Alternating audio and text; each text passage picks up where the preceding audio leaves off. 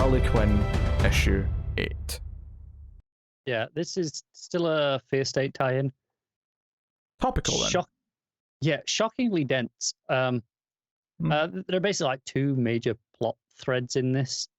You've got all of the Harley stuff. It's Harley with, the Ivy and Catwoman and Gardner, and setting up where we were, before they all showed up in, the main Fear State books, where they actually got there, and they're having a big fight with Keepsake, and there's a lot of just banter back and forth. That Keepsake then pulls out his group of knockoffs that we've seen him building over the last few issues, and big fight ensues, and that's part where it says to be continued. Is during that fight is they're all fighting the knockoffs, and that stuff's fine. It's not great.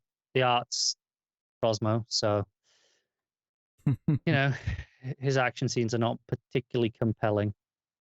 And it feels a bit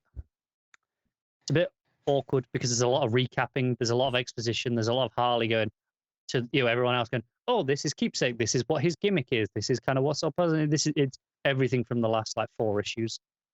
I'm like, yeah, I read those 4 issues. I don't need to read 3 pages of recap about them now. The other half of the issue focuses on Kevin, who has decided he wants to be more like Harley and wants to be a vigilante himself.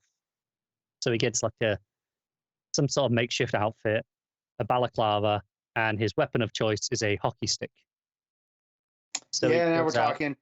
Yeah, he goes out to try and save someone. Matt's perked up. There's a hockey stick mention.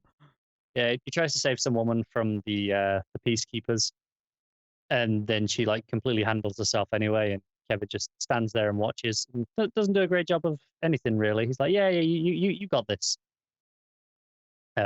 They do go, kind of almost a team up between this random woman and Kevin, and oh, let's go see. And it ends with him running in towards a burning building to try and help, to try and be a better person than he was.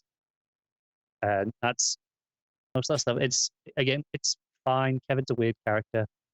He's very much been the viewpoint character of this run. I still don't really care for him, but it's trying to do something with him, I guess.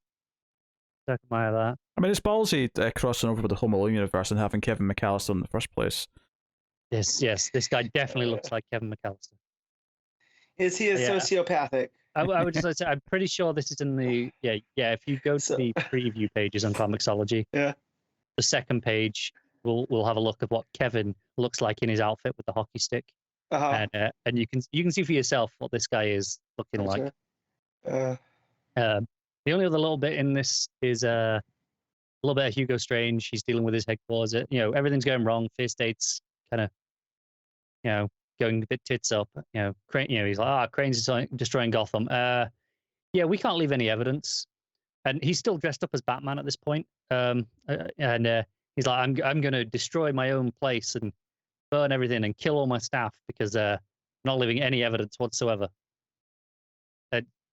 That's the end of that. Again, that's in the to be continued stuff as well. Which is why this feels so weird. Like that, this will finish after Fear State. I mean, I suppose it comes out, I'm assuming, with the Omega issue, but it feels like it definitively takes place within the Fear State tie-ins. Like it feels like that final issue should have come out this week, maybe, and been read before. Batman as well, like Nightwing. So it's a bit strange that editorials kind of shifted that around a bit. But freaking Kevin. Yeah, it's not the worst issue. This is probably the densest issue of this book, though, where it's got 2 equal plot lines plus the Hugo Strange stuff.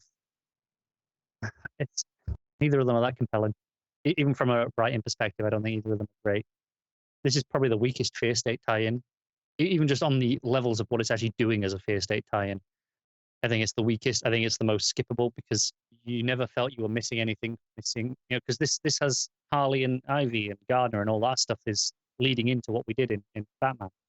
I didn't feel missing at all in that book. So I think it's easily the most skippable of state tie-ins, and probably should skip it because it's not very good. It's still not good, and Cosmo's art is still ugly. I hate it. Did Connor rate Harley? Yeah, it was a 4 out of 10. Oh, there you go. Oh boy.